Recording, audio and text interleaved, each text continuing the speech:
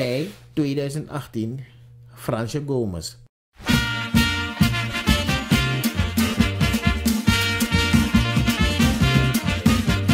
Vermaard scratchie-speler. Fransje Gomez. Frances Johanna Margreta Gomez werd geboren als kind van arme ouders en begon al op 13-jarige leeftijd de kost te verdienen. Ze was een grootheid op de scratchie, een Afro-Surinaams slaginstrument, membranofoon. Niemand had kunnen bevroeden dat zij de eerste vrouw zou worden die de scratchie-drum zou bespelen en nog wel op zo'n virtuoze manier. Ze wist de scratchie zo te bespelen dat tijdens een Wintipree de Winties zich altijd lieten zien.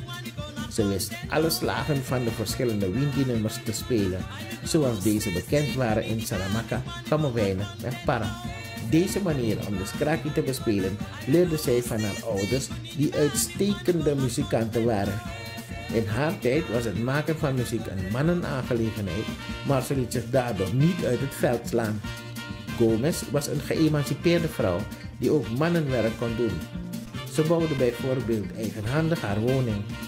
Ze heeft samen opgetreden met alle grote muzikanten, muziekgroepen van haar tijd, zoals Lieve Hugo, Botai, Cosmo Stars en Caseco Masters. Gomez werd in 1998 gedecoreerd tot ridder in de ereorde van de Palm. In 2002 ontving ze de Bigimisi oorkonde en in 2003 de Kwaku Jagannath Lakshman Award.